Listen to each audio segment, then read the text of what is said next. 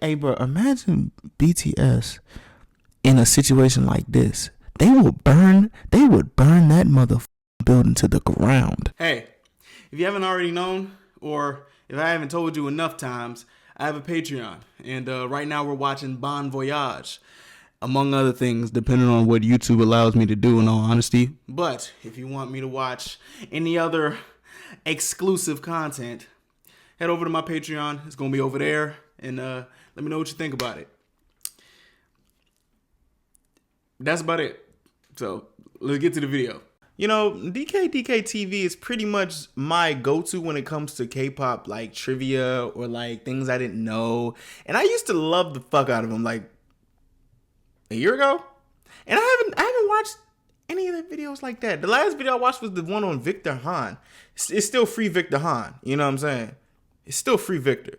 But today I want some more information. And this is something that is kind of like not bothering me, but it's like something I always thought about. Like, why?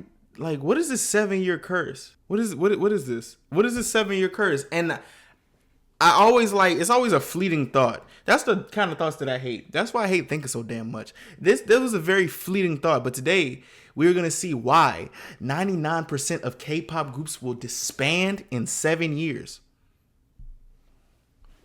I want to know. He wants to know too. Actually, he don't care.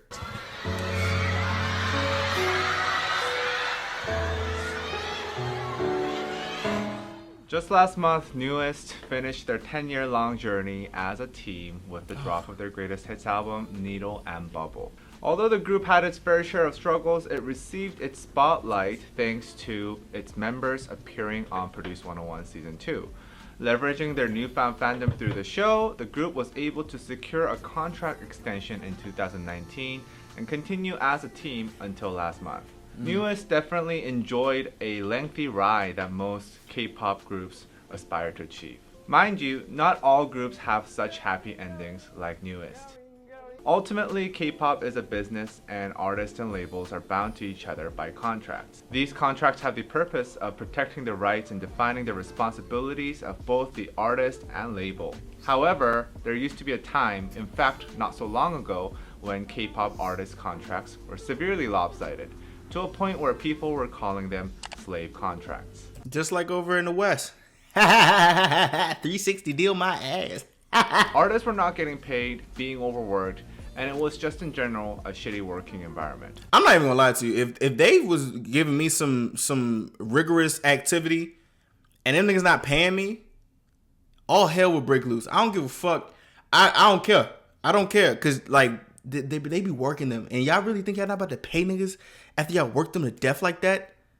That's me. And that's me talking from somebody who won't know what's gonna happen when it comes to it. So, but I'm still talking shit regardless. This is a story of the 5-member group TVXQ and how they suffered and ultimately TVXQ. changed the slave contracts of K-pop. Okay. In 2003, SM Entertainment's TVXQ debuted into the K-pop scene with a bang. The group had amazing performances, tall and handsome visuals, and very unique names. TVXQ achieved instant domestic success amidst the drought in boy bands at that time. The group's hype behind their performance and skills soon carried over to the Japanese market.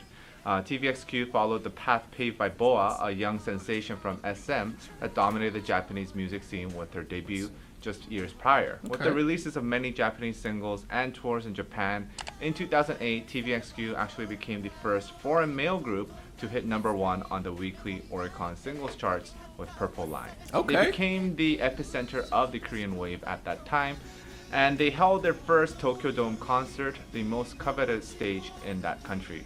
TVXQ was the boy group of the era. Yes, sir. Yeah. However, beneath the glory of stardom was a dark underbelly. The members were often seen exhausted during rehearsals after countless flights between Korea and Japan for their simultaneous activities in both countries. 살짝 네, 지금 상태가 안 좋습니다. 저희가 잠을 안 자고 왔습니다. They were often seen on the brink of fainting or falling asleep. What hurt them even more though was, despite working so hard and endlessly and garnering such a huge fandom, the payout they were receiving was minuscule. Their paycheck definitely did not reflect the sales and revenue these top stars were generating.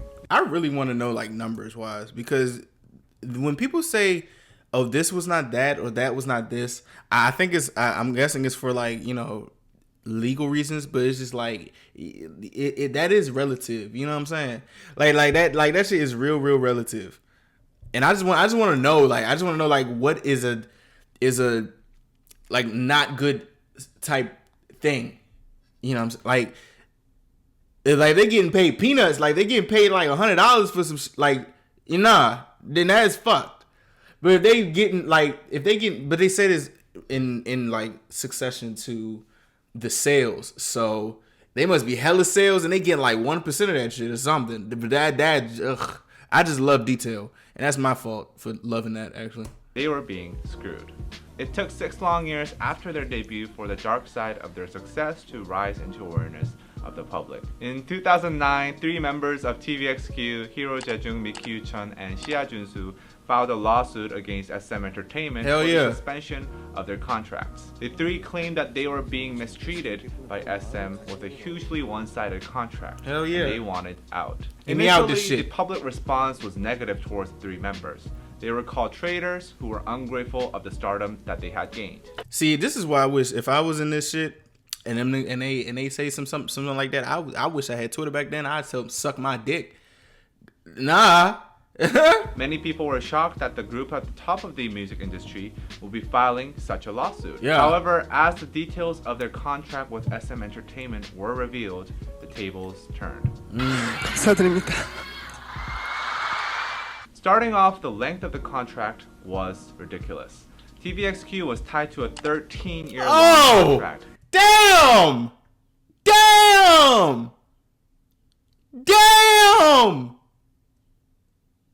What the fuck? Like, what is wrong with SM? Like, why is they so bad? Like, what the fuck? What's wrong with them? Did they just spin a wheel and think like, oh, we just gonna pick this and they just gonna agree with it? Bro, what the fuck? And the contract length would be extended for the days they missed due to personal matters like military service. So some shit that you can't even control. That's fucked up. That is fucked up. Since when did enlistment become a personal matter? I do not know. Yeah, like, go to hell with that shit. Like, what are you talking? Like, see, this is why I don't like companies like that. Like, god It damn. meant that they were essentially tied down for 15, 16 years to SM Entertainment. What Just the think fuck? of the members' ages when they would have signed these contracts. I sure as hell wouldn't trust my high school self to sign a contract that would decide my fate to this very day. Aren't there laws for that? Not in Korea. I don't know nothing about Korea laws, but aren't there like laws for that? Like, you can't make children sign shit like that. Like, they got parents to do stuff like what the fuck, bro? Now, the revenue sharing structure was also lopsided. 50% of profits TVXQ generated went to SM Entertainment. The other half went to TVXQ, which was divided equally between 5 members. This might seem like a fair No, that's not fair at all. deal to some, but the maintenance and operation costs that were expended during their activities was taken out of the members' Bruh, fortunes. ew, what the TVXQ's fuck? transportation fees, accommodation costs, and even their manager and staff's wages were taken out from the members' own pockets. So what's the point of what's the point of SM Entertainment getting all that money then if they're not going to use it for their investment? That don't make no sense. That don't make no damn sense. Niggas just pocketing money just for what? What y'all doing? What are y'all doing? Y'all going to Jeju Island or some shit? Like, what are y'all doing?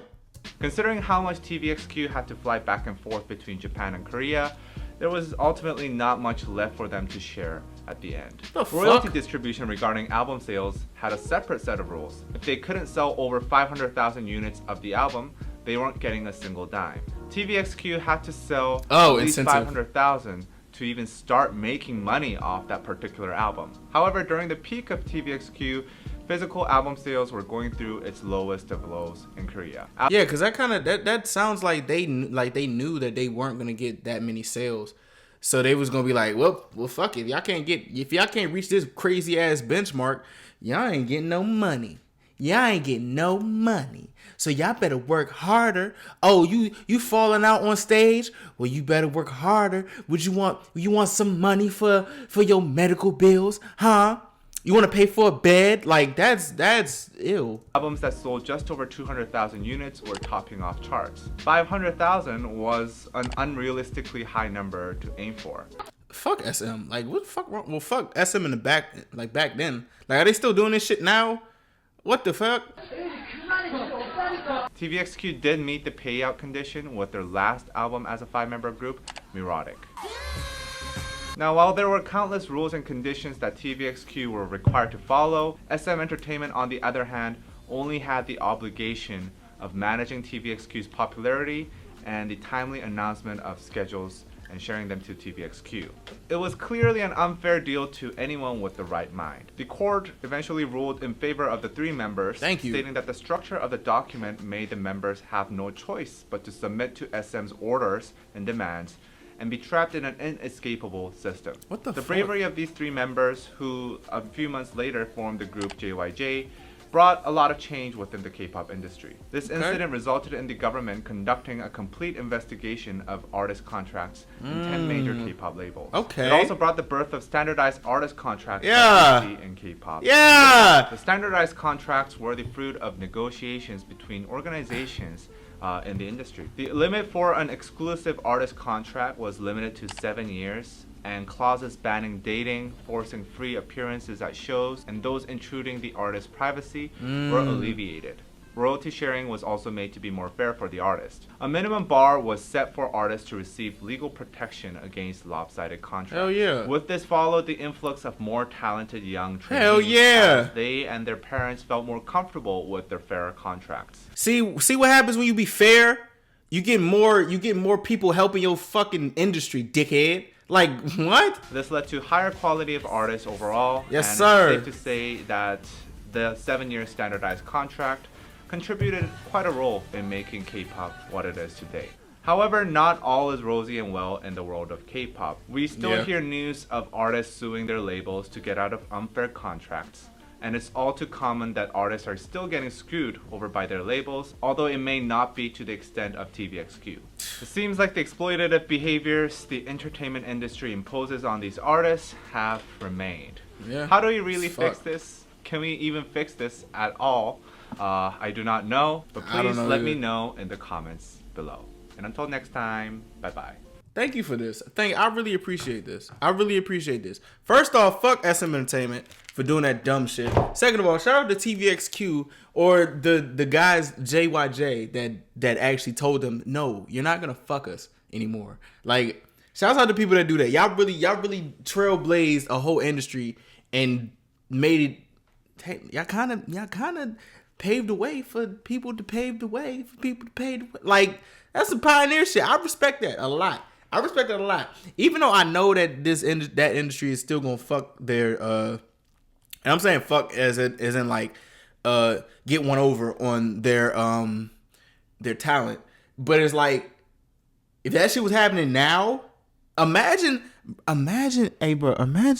BTS in a situation like this. They would burn that motherfucking building to the ground. You know what I'm saying? And that goes for every other group too. Hey, it's strength in numbers. All right? Shit. That's crazy. That's actually crazy. But I do appreciate this information on why they will disband in 7 years. The title was kind of clickbaity, but you know, I like it. You know what I'm saying?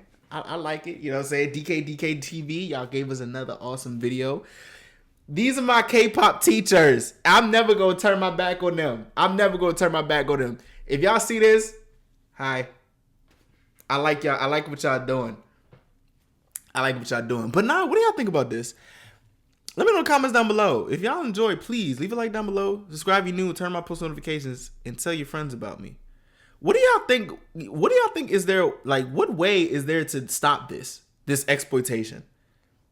Like, do more people have to, like, just stand up for themselves? Or what?